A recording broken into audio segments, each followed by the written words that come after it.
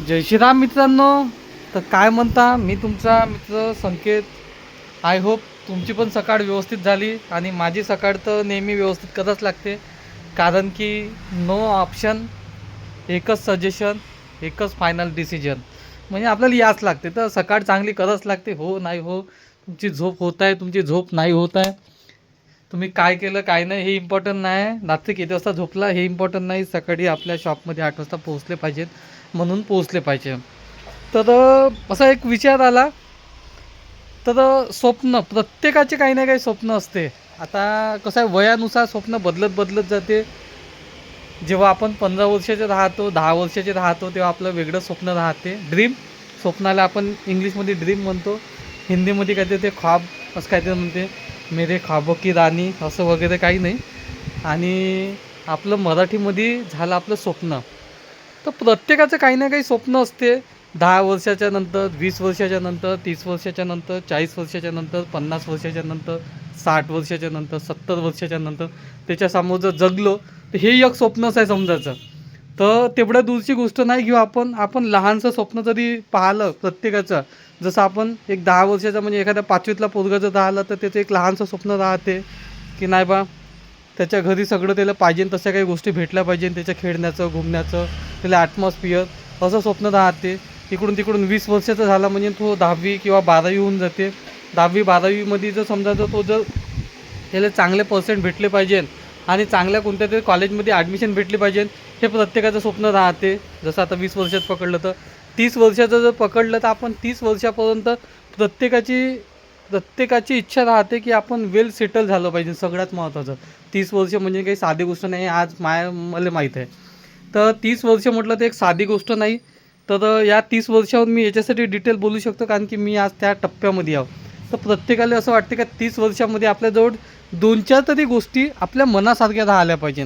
जशा आता 2-4 वस्तू तुमच्या मनासारख्या राहिल्या पाहिजे असं तुम्हाला वाटते. तर नॉर्मली आहे, जे नॉर्मल जसं माणसाच्या 2-3 नीड आहे, अन्न वस्त्र निवारा. तर त्याच हिशोबानं आपल्या 2-4 स्वप्न राहते प्रत्येकाचं. आता जनरली 30 वर्षाचं म्हटलं तर माणूस कमीत कमी त्याचं ग्रॅज्युएशन कंप्लीट झालं म्हणजे ते 22-24व्या वर्षी होऊन जाते कंप्लीट. त्याच्यानंतर 22-24व्या वर्षी तो जॉबला लागून जाते. 2-4 वर्ष तरी कमीत कमी जॉब करते, म्हणजे 30 वर्षापर्यंत तो जॉब चालू असते.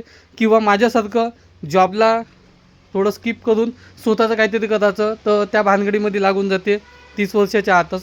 त्याच्यामध्ये कोणीतरी XYZ, कोण नाही कोणी जिंदगीमध्ये येतेच. कोणाची जिंदगी चांगली करते तर कोणाची जिंदगी खराब करते, तर तो विषय नाही. त्याच्यानंतर मेन महत्त्वाचा येते टाईम. लग्न मेन जो टाईम राहते आणि मेन जो टप्पा राहते, आपण एक त्याला टप्पाच म्हणू शकतो. जो एक टप्पा राहते तो राहते एक लग्नाचा टप्पा. का लग्न झालंच पाहिजे 30 वर्षाच्या जवळपास. अगोदर नाही वाटत होतं, पण आता असं वाटत आहे की 30 वर्षापर्यंत कोणाचंही लग्न झालं पाहिजे. एकदम डिले करण्यात काही फायदा नाही. तर लग्न तर झालं पाहिजे, पण लग्न व्हासाठी माणूस स्वतः तर स्टेबल पाहिजे, स्वतः तर कॅपेबल पाहिजे. लग्न करणं ही गोष्ट ठीक आहे, पण तो माणूस सेटल पाहिजे. म्हणजे ॲटलिस्ट त्याला जर ज्या गोष्टी लागते तर त्या गोष्टी त्याला घरी मागायचे किंवा कोणाला मागून किंवा कोणाचे जवळून घेऊन काम भागवायचं काम नाही पडलं पाहिजे. तर या हिशोबानं ती वाली गोष्ट राहिली पाहिजे, हे तुम्ही समजू शकता. तर जसं आता लग्न करायचं म्हटलं तर सगळ्यात अगोदर लागते वेल नाही, पण एक नॉर्मल तरी सेटल. जसं आता उदाहरण केलं तर तुम्ही जॉब करत आहे तर तुमचा जॉब सिक्युअर पाहिजे, की ॲटलिस्ट तुमचं जे काही सॅलरी असेल ते फिक्स सॅलरी कमीत कमी 10,000 रुपयापासून तर मग समोर 1 लाख, 2 लाख, 5 लाख, मिनिमम 10,000 तरी लागेल. आपण गावातले जे लाईफस्टाईलचा विचार केला तर सिटीमध्ये तर 10,000 म्हणजे तुमचे हप्त्याभराच्यासाठी नाही पुरत. पण आपण एक गावातला जर विचार केला तर 10-15 हजार रुपये मिनिमम सॅलरी, फिक्स सॅलरी ती का ते आलं पाहिजे. त्याच्यानंतर तुमचा जो जॉब आहे हा फिक्स आणि सिक्युअर जॉब, का त्या जॉबमध्ये काहीच व्हेरिएशन नाही येणार. मार्केट कमी राहो जास्त राहो, सुनामी येऊ, भूकंप येऊ, अजून काही येऊ, पण तुमचा जॉब हा फिक्स राहणार. त्याला कोणी टच पण नाही करू शकणार असा जॉब. कारण की लग्न करताना ते सगळ्यात महत्त्वाची गोष्ट पाहायला जाते की तुमचा जॉब. त्याच्यानंतरची गोष्ट जर विचार जर केला आपण, तर त्याच्यानंतर तुमचं फॅमिली बॅकग्राऊंड हे पण खूप मॅटर करते. कारण की फक्त तुमचा जो जॉब आहे म्हणजे तुम्हाला कोणी पण लग्नासाठी कोणी पोरगी देणार. अरेंज मॅरेजची गोष्ट सांगतो बरं मी, हे लव्ह मॅरेजसाठी नाही. लव्ह मॅरेजसाठी तर तुम्हाला एकही क्रायटेरिया पार करायची गरज नाही, फक्त तुम्हाला लव करायची गरज आहे, बाकी काही नाही. पण अरेंज मॅरेजची गोष्ट सांगतो तर सगळ्यात अगोदर जॉब असणं महत्त्वाचे असते. हे एक स्वप्न आहे जे मी तुम्हाला सांगतो प्रत्येकासाठी असते, कोणी बोलून नाही दाखवत. पण चला मी आज तुमच्यासोबत डिस्कस करत आहोत. तर कमीत कमी एक जॉब असते प्रत्येकाला, कोणाला प्रायव्हेट जॉब, कोणाला गव्हर्नमेंट जॉब. आणि जॉबमध्ये असं कोणाचं हे नाही राहत की आता समाधान आहे बा, प्रत्येकाला असं वाटतं की याच्यापेक्षा काहीतरी बेटर राहिलं पाहिजे. पण चला जे असो ते जे असणार त्याच्यात समाधान ठेवाच लागते. तर सगळ्यात महत्त्वाची गोष्ट म्हणजे जॉब.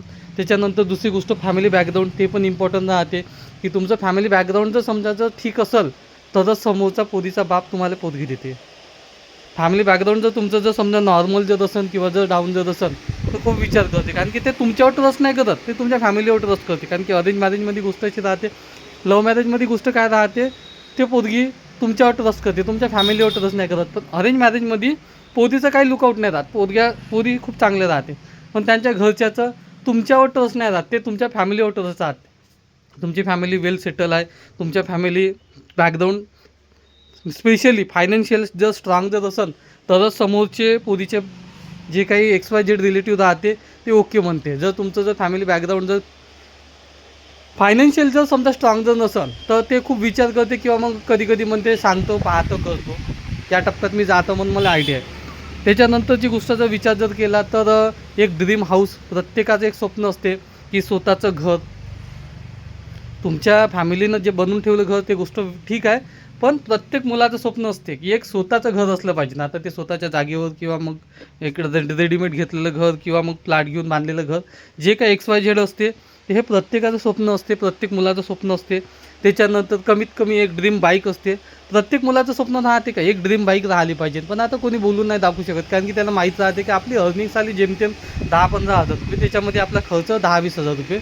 आणि त्या ड्रीम बाईकचं कुठं स्वप्न पाहते. प्रत्येकाचं स्वप्न असते एक ड्रीम बाईकचं. त्याच्यानंतर ड्रीम बाईकसोबत आता एक नवीन स्वप्न ॲड झाले की प्रत्येकाला असं वाटते की आपल्याजवळ एक कार असली पाहिजे. एक कारचं पण स्वप्न राहते की आपल्याजवळ एक कार असली पाहिजे. ती ड्रीम कार साधी भोडी नाही का, जे आपल्या बजेटच्याच बाहेर असते. स्वप्न त्यासाठीच पाहावं लागते ना का, जे आपल्या बजेटच्या बाहेर जाते आपण तेच स्वप्न पाहतो. कारण की रियालिटीमध्ये जे आपण घेऊ शकतो किंवा जे अचीव करू शकतो ते स्वप्नात कधीच नाही. स्वप्नामध्ये त्याच गोष्टी येते का जे आपल्या ड्रीमच्या वर म्हणजे आपल्या कॅपॅसिटीच्या वर राहते. आणि ते भेटलं पाहिजेसाठी आपण खूप तडफड कोंबडीसारखं फडफड करतो. पण ते कोणाला भेटते कोणाला नाही भेटत. आपण असं नाही म्हणू शकत का त्याने मेहनत नाही केली, मेहनत तो पूर्ण करते, पण त्याचे स्वप्न कधी कधी मेहनतीच्या वरचे राहते, तो तरी काय करणार. आणि त्याच्यानंतर अजून एक नॉर्मल सगळ्यात शेवटचं का, जे कोणती XYZ पोरगी भेटन लग्नासाठी तर ते पोरगी कमी शिकलेली असेल तरी तो ॲडजस्ट करायला तयार आहे, कमी समजदार असेल तरी ॲडजस्ट करायला तयार आहे, कमी दिसायला सुंदर असेल तरी ॲडजस्ट करायला तयार राहते. फक्त एवढंच आहे का ते समजून घेणारी राहिली पाहिजे. आजकालचे इथे कांड ऐकून तर असा विचार येते की देवा जीवनात का चालू आहे. पहिल्याच्या काळामध्ये पोरीच्या बापाला भीती राहायची की पोरगं कसं भेटन. आता ॲक्च्युली पोराच्या बापाला किंवा पोराच्या मायला माहीत नाही, पण पोराला एवढी भीती आली आहे की भेटणारी बायको कशी भेटणार. कारण की अरेंज मॅरेज करावं पहिले ट्रस्ट होता का, अरेंज मॅरेज जर केलं तर पोरगी घेऊन चालन, आणि लव्ह मॅरेजवर ट्रस्ट नव्हतं. आता लव्ह मॅरेजवरही ट्रस्ट नाही राहिलं आणि अरेंज मॅरेजवरही ट्रस्ट नाही राहिलं का, काय होणार. तर असे लहान स्वप्न राहते, सांगायसाठी भरपूर आहे. पण जे आता ऐकायला भेटते इकडून तिकडून तर त्यातले मी काही स्वप्न तुमच्यासोबत शेअर केलं. जसं बेसिक स्वप्न असते की स्वतःची लाईफ सेटल झाली पाहिजे 30 वर्षापर्यंत, म्हणजे तो जॉबमध्ये असो किंवा बिझनेसमध्ये असो. दुसरी गोष्ट स्वतःचं एक ड्रीम हाऊस राहिलं पाहिजे. त्याच्यानंतर स्वतः थोडंफार बँक बॅलन्स थोडंफार साधारण, थोडंफार विशेष नाही राहत साधारण का, जेणेकरून आपण जर समजा 6 महिने वर्षभर समजा कोणत्या गोष्टीला हात नाही लावला तरी आपली लाईफ जे आहे ते तशी सेम रुटीनमध्ये चालली पाहिजे. त्याच्यानंतर ड्रीम बाईक, ड्रीम हाऊस. कोणाचं स्वप्न राहते ड्रीम मोबाईल पण, की असा मोबाईल घेतला पाहिजे, पण ते आपला बजेट किंवा आपली सॅलरी किंवा आपला जे काही खर्च पाणी आहे तो पाहून आपण त्याला कुठं ना कुठं थांबवल्या जाते. आणि फायनली लग्नाचा टाईम येते तर लग्नामध्ये ड्रीम गर्ल नाही म्हणू शकत, पण एक चांगली समजदार पोरगी का ज्या सगळ्या गोष्टी घेऊन चालन. तर तुम्हाला काय वाटते, हे 30 वर्षापर्यंत सफिशियंट स्वप्न आहे की जास्त झाले. 40 वर्षामध्ये जर गेलं तर जर तुमचं 30 वर्षात लग्न झालं तर साधारण तुमचे पोरं 7-8-10 वर्षाचे होऊन जाते. तर ते पोराचं फ्युचरचं स्वप्न चालू होऊन जाते.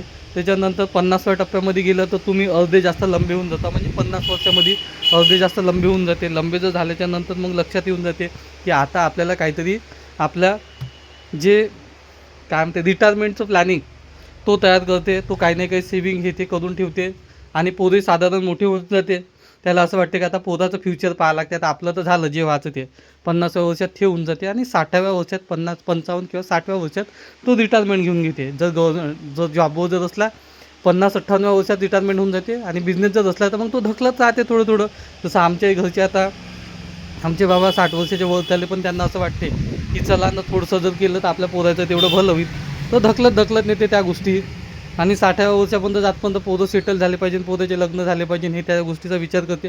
आणि 70 वर्षामध्ये माणूस काय विचार करते तर मला आयडिया नाही, कारण की तिथपर्यंत मी अजूनपर्यंत कधी विचार नाही केला किंवा तिथपर्यंत कधी कोणत्या त्या 70 वर्षाच्या माणसासोबत बसलो नाही. पण तरी एक अंदाज राहते की 70 वर्षातल्या माणसं ह्याच विचार करत असेल की आता प्रॉपर्टी कमवली, पैसाही कमवला, घरदार सगळं ठीकठाक झालं आहे, फक्त आता 2 टाईम जेवायला भेटलं पाहिजे आणि सुखानं घरी राहायला भेटलं पाहिजे. तर माझी असं म्हणणं आहे का तुमच्या घरी जे कोणते म्हातारे लोक राहत असेल तर त्यांना जास्त काही होप नाही राहत, पैसा पाण्याचे काही त्यांना नीड नाही राहत किंवा काही इश्यू आराम नाही पाहिजे. त्यांना फक्त रात्रभर आरामात झोपायला आणि दिवसातून 2 वेळा फक्त जेवण.